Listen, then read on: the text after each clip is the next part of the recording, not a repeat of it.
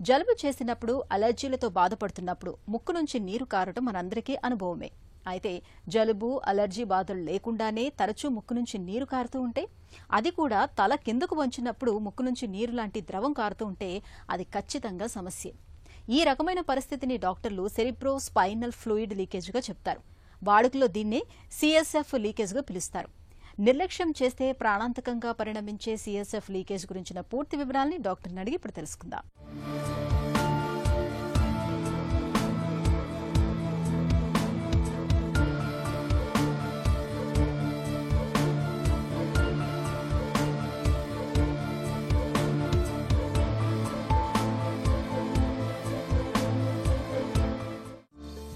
CSF leakage అంటే ఏంటి?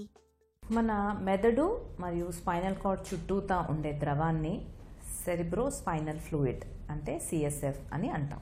ఎప్పుడైతే ఏ కారణంగానైనా కూడా మెదడు చుట్టూతా ఉన్న పొర డ్యూరాలో బ్రెయిన్కి ముక్కుకి మధ్యలో ఉన్న బోన్లో ఇంకా మన ముక్కులో ఉన్న శ్లేష్మ పొరలో ఎప్పుడైతే వీటిలో డిఫెక్ట్ అవుతుందో అప్పుడు ఒక కనెక్షన్ ఫామ్ అవుతుంది. మన బ్రెయిన్కి నోస్కి మధ్యలో ఒక కనెక్షన్ ఫామ్ అయ్యి దాని నుంచి ఈ బ్రెయిన్ చుట్టూతా ఉన్న ఫ్లూయిడ్ ఈ సిఎస్ఎఫ్ ముక్కులోకి కారుతూ ఉంటుంది. దీన్ని సిఎస్ఎఫ్ రైనోరియా అని అంటాం. కొన్ని సిచ్యువేషన్స్లో బ్రెయిన్ చుట్టూతా ఉన్న ఫ్లూయిడ్ లీకేజ్ ఇయర్లో కూడా అయ్యే అవకాశం ఉంటుంది. దాన్ని సిఎస్ఎఫ్ ఓటోరియా అని అంటాం. తరచూ ముక్కు నుంచి నీరు కారడానికి వెనక కారణాలేంటి?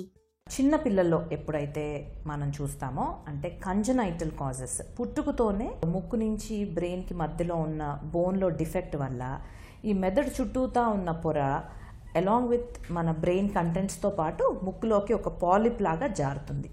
దీన్నే మెనింగోసీల్ అని, మెనింగో ఎన్కెఫిలోసీల్ అని అంటాం.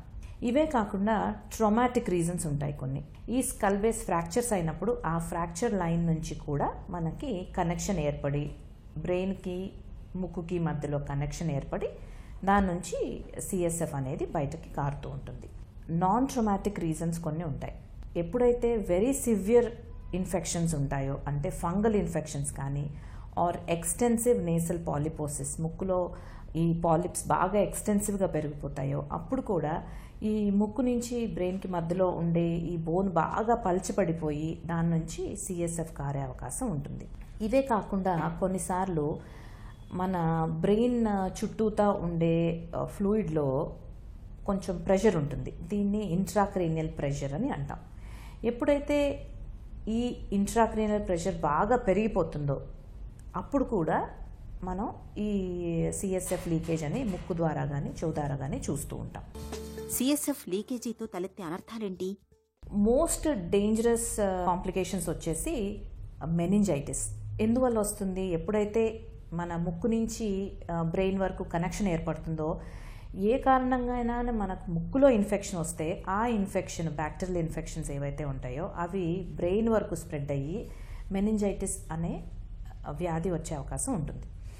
ఇదే కాకుండా ఈ గాలి ఎయిర్ బబుల్స్ ముక్కు నుంచి నా బ్రెయిన్ చుట్టూతా ఉన్న ఫ్లూయిడ్లో స్పేస్లోకి వెళ్ళి దీనివల్ల టెన్షన్ న్యూమోకెఫిలస్ అనే వ్యాధి కూడా వస్తుంది. ఈ రెండు కొంచెం కాంప్లికేటెడ్ సిచ్యువేషన్స్. వీటిని ఎంత తొందరగా ట్రీట్ చేస్తే అంత మంచిది. సిఎస్ఎఫ్ లీకేజ్ని ఎలా నిర్ధారిస్తారు? ఎవరైతే ముక్కు నుంచి నీరు కారుతుంది అనే డాక్టర్ దగ్గరికి వస్తారో వాళ్ళల్లో కింద ఏమన్నా పడ్డారా, యాక్సిడెంట్ ఏమన్నా అయిందా అనేది మనం ఫస్ట్ అడగాల్సి ఉంటుంది. వీటితో పాటు ఏమన్నా ప్రీవియస్ సర్జరీస్ అయినాయా, ఏమన్నా సర్జరీస్లో కూడా ఎప్పుడన్నా ఎక్స్టెన్సివ్ సర్జరీస్ జరిగినప్పుడు కూడా ఈ లీకేజ్ అనేది మనం చూస్తూ ఉంటాం. ఇలాంటివి ఫస్ట్ హిస్టరీలో మనం ఎప్పుడైతే కన్ఫర్మ్ చేసుకుంటామో ఇది అవ్వచ్చు, సిఎస్ఎఫ్ రైనోరియా కావచ్చు అని ఎప్పుడైతే అనుకుంటామో అప్పుడు మన ఓపీడీలోనే డయాగ్నోస్టిక్ నేసల్ ఎండోస్కోపీ అనే ఒక పరీక్ష చేస్తాం. దీంట్లో లోపల ముక్కు లోపల ఎక్కడన్నా నీరులాగా కారుతోందా, ఏదన్నా ఏరియా నుంచి నీరులాగా కారుతోందా అనేది చూసి ఆ నీరుని కలెక్ట్ చేయొచ్చు. మనం ఏదైతే ముక్కు నుంచి కారుతోందో ఆ నీరుని కలెక్ట్ చేసి ఆ నీరుని కలెక్ట్ చేసిన నీటిని మనం ల్యాబ్ ఇన్వెస్టిగేషన్కి పంపించాల్సి ఉంటుంది. బీటా-2 ట్రాన్స్ఫరిన్ అనే ముఖ్యమైన ఇన్వెస్టిగేషన్ చేయాలి.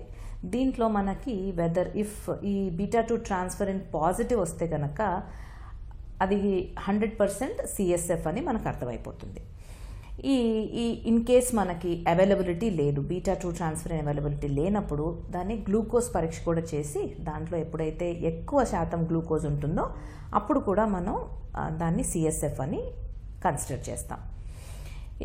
ఈ వన్స్ ఈ వచ్చిన ఫ్లూయిడ్ సిఎస్ఎఫ్ అని మనకు కన్ఫర్మ్ అయిన తర్వాత అప్పుడు ఎక్కడి నుంచి వస్తుంది అని తెలుసుకోవడానికి సిటీ నోస్ అండ్ పిఎన్ఎస్ ఈ పరీక్ష ఒకటి, ప్లస్ సిటీ సిస్టర్నోగ్రఫీ అండ్ ఎంఆర్ సిస్టర్నోగ్రఫీ ఈ పరీక్షలు చేసుకుని ఏ సైట్ నుంచి కారుతోంది, ఎక్కడి నుంచి డిఫెక్ట్ ఉంది అనేది చూసుకుంటే అప్పుడు ఫర్దర్ ట్రీట్మెంట్కి మనం ప్రొసీడ్ అవ్వచ్చు. సిఎస్ఎఫ్ లీకేజీకి చికిత్స ఎలా ఉంటుంది? In case if it is సర్జికల్గా మనం సర్జరీ చేసేటప్పుడే మనకి లీకేజ్ కనిపిస్తే కనుక వెంటనే దాన్ని సీల్ చేయాల్సిన అవసరం పడుతుంది. అదే కాకుండా వేరే కారణాల వల్ల ఎప్పుడైతే సిఎస్ఎఫ్ లీకేజ్ మనం చూస్తామో ఫస్ట్ ఇనీషియల్గా యాంటీబయాటిక్స్, ఈ ఇంట్రాక్రేనియల్ ప్రెషర్ తగ్గడానికి సంబంధించిన మందులు ఇవి స్టార్ట్ చేయాల్సి ఉంటుంది. And most importantly complete bed రెస్ట్తో పాటు ఈ మందులు వేసుకున్నట్లయితే ఇనీషియల్ స్టేజెస్లోనే ఈ మన సిఎస్ఎఫ్ రైనోరియాని మనం స్టాప్ చేయగలుగుతాం. ఇలా అవ్వలేని పరిస్థితిలో ఎప్పుడైతే ఈ మన ట్రీట్మెంట్ తోటి రెస్పాండ్ అవ్వలేదో, ఇంకా లీకేజ్ అవుతోందో అప్పుడు సీరియల్ లంబార్ పంక్చర్స్ అని చేస్తాం. అంటే వీపు వెనకాల నుంచి స్పైనల్ కార్డ్లో నుంచి కొంచెం కొంచెంగా సిఎస్ఎఫ్ని మనం తీసేస్తూ ఉంటాం అన్నమాట. దాంతో ఇంట్రాక్రీనల్ ప్రెషర్ తగ్గుతుంది. దీనివల్ల కూడా ఎప్పుడైతే ఇంట్రాక్రీనియల్ ప్రెషర్ తగ్గుతుందో అప్పుడు ఈ బ్రెయిన్లో ఏదైతే డిఫెక్ట్ ఉంటుందో అది ఆటోమేటిక్గా సీల్ అయిపోతుంది. సో దీంతో కూడా ఎప్పుడైతే ట్రీట్మెంట్ అవ్వదో, ఎప్పుడైతే రెస్పాండ్ అవ్వరో ఆ నెక్స్ట్ వచ్చేది సర్జరీ. అప్పుడు సర్జికల్ ఇంటర్వెన్షన్ చేయాల్సిన అవసరం ఉంటుంది. ఈ సర్జరీ 2 రకాలుగా ఉంటుంది, intracranial approach and endoscopic nasal approach. Intracranial approach usually neurosurgeons చేస్తూ ఉంటారు. ఎండోస్కోపిక్ నేసల్ అప్రోచ్ ఇది ఎండోస్కోపిక్ ద్వారా ముక్కు నుంచి లోపలికి వెళ్ళి ఆ సైట్ ఆఫ్ లీకేజ్ ఎక్కడైతే ఉంది డిఫెక్ట్ అనేది దాన్ని కనుక్కుని ఫ్లాప్ ద్వారా కానీ వేరియస్ మెటీరియల్స్, ఫైబ్రిన్ గ్లూ కానివ్వండి, టిష్యూ గ్లూ ఇవన్నీ పెట్టి మనం దాన్ని సీల్ చేస్తాం అన్నమాట. జలుబు చేయకుండా తరచూ ముక్కు నుంచి స్వచ్ఛమైన నీటిని తలపించే ద్రవం కారుతున్నప్పుడు నిర్లక్ష్యం చేయకుండా వెంటనే డాక్టర్ని సంప్రదించాలి. సిఎస్ఎఫ్ లీకేజ్ వంటి సమస్యల్ని తొలిదశలో గుర్తిస్తే తగిన వైద్యం అందించడం ద్వారా లీకేజీని ఇట్టే అరికట్టవచ్చు.